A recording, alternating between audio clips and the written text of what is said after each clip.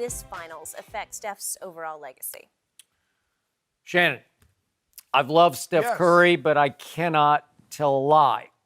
This once again does further damage to his legacy, to his long-term reputation. Because, as Jen points out, that's 5 finals with 0 MVPs for a 2-time regular season MVP. And correct.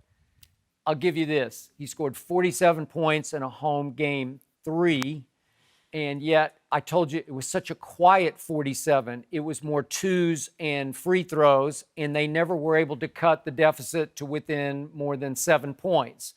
And then we saw him make the biggest three-point shot of his playoff life in Game 5 at Toronto to tie the game, but he had been 1 for 8 in the second half up to that point from 3.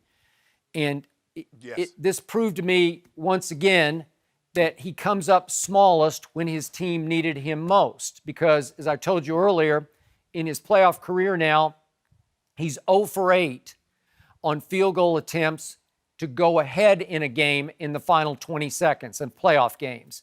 Well, that's not very good, and they got him a great look last night under the circumstances, and he missed that 3. By his standards, he missed it badly. It didn't even have a chance to go down. So we Skip, look that's at terrible for a guy. Skip, not to cut you off, but you said he's 0-8 in the last 20 seconds. Skip, for a guy that's the greatest shooter in the history of the NBA, that is awful. Yep. So then we look at what did he do in the fourth quarter last night? He went 1 for 6 and 0 of 4 from 3 without his running mate, Klay Thompson. When they needed him most, he just wasn't there for them. And what did he do in Game 2? They won in spite of him because Klay went down with 8 minutes left at Toronto, and Steph couldn't even get a shot up over the last 8 minutes, couldn't even get to the free throw line. Right. And now I look at the totality of this 6-game series. He shot 34% from 3 in this series. Well, he's like a 50% three-point shooter. And in the fourth quarter of these 6 games, he shot 17% from 3. Holy moly, as his new show is going to be called. That's horrendously bad for him. And then remember, to keep this in the big picture context, he was the biggest reason for that history-making collapse that they suffered up 3-1 on LeBron's team back in 2016.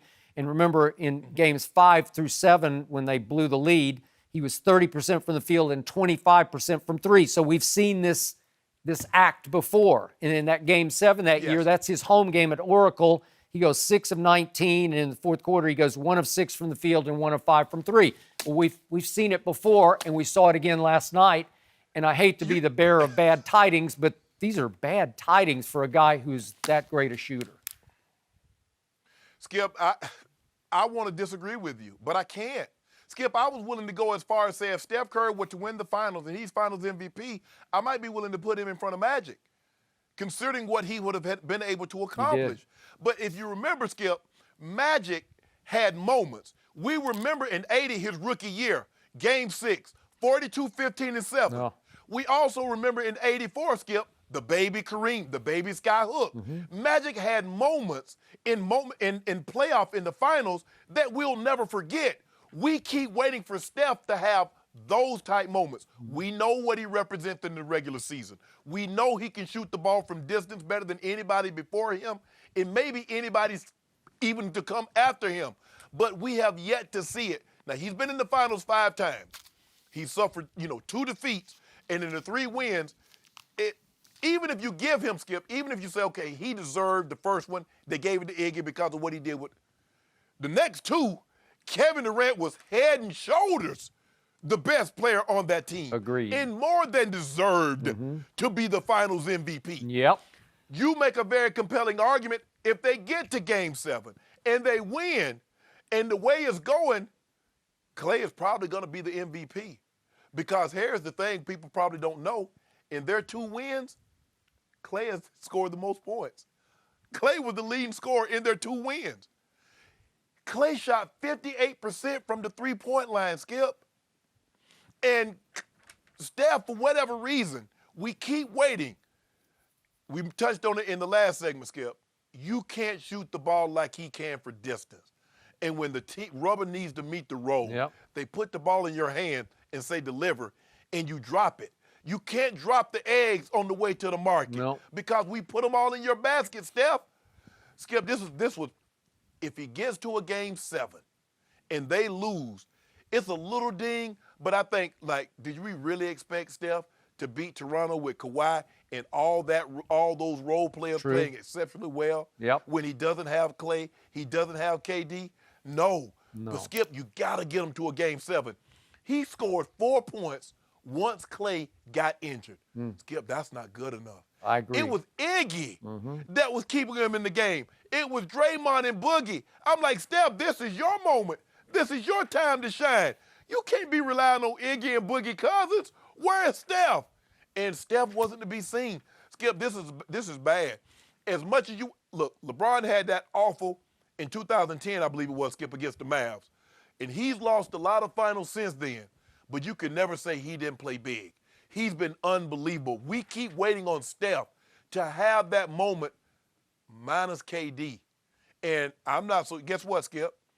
KD would have been favored again to win finals MVP, and they would have won. I believe they probably would have swept the Raptors at worst case, winning 5 games, and Kevin Durant would have been finals MVP, and we still have the very same questions we have today. Yep. When is Steph ever going to win a finals MVP, and can he ever be a Pantheon great? Because, Skip, 4 and 5 years with a finals MVP and 2 MVPs, I think you have to start making that question. But that's a question for another day now. So you know what hurt my soul even more than Kevin Durant leaving Russell Westbrook to join forces with the Golden State Warriors was that Steph allowed it. Steph embraced it. It hurt my heart that Steph Curry, a 2-time, he'd just been unanimous MVP, said, you know what, we need that guy. Well, that I didn't want to acknowledge it at the time, but I think he was really telling everybody, I'm really good, but I'm not that guy. And he sort of publicly admitted what he wasn't when you lead the charge to go to the Hamptons to recruit Kevin Durant. Really, you need that? Skip, you know when I talk sports, a lot of times I put things in I use analogies and I put it into relationship terms. Skip, it's hard to say no to J-Lo if you're in a relationship and your relationship's on shaky ground.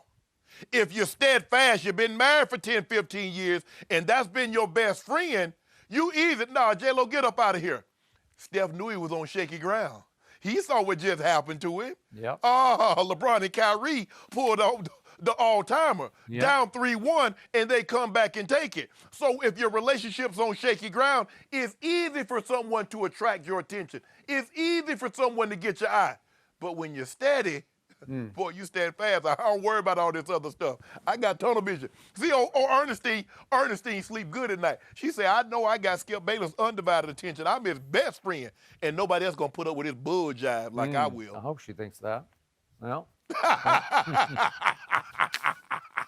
No, you're right. And I agree with all that. And yet, you've made the point repeatedly that what drove Kevin Durant the craziest in Golden State was he just realized right away, this is never going to be my town and my team. It's Steph's. And he is the baby-faced assassin who's not really an assassin. In the end, he can assassinate you in little ways, but not in the biggest way. And so I'm going to assume that KD's going to be gone, in part because he knows it's really Steph's territory, right? But Skip, this is what drives KD the craziest. He's like, I'm so much better than this cat. And y'all still won't give me what I deserve. Y'all see this? Every big shot that we needed to make in the finals since I've been here, I've come up clutch.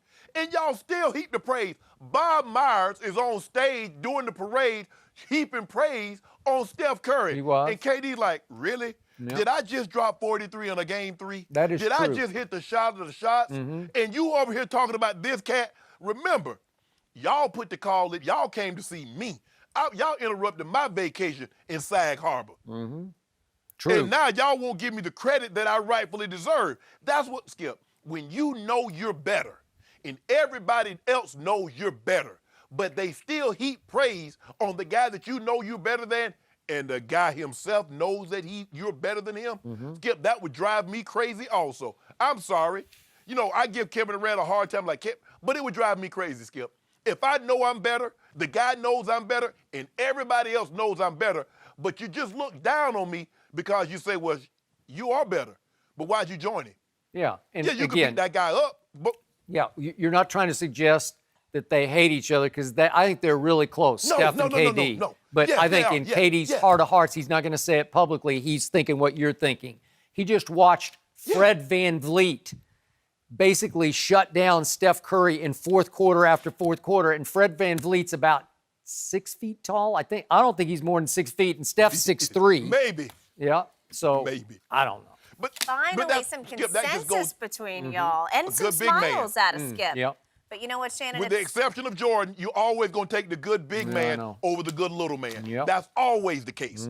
Thank you for watching. You can subscribe here to get the latest from the show, and be sure to check out more of the best clips from Undisputed, or go watch a few other segments from our other shows on FS1.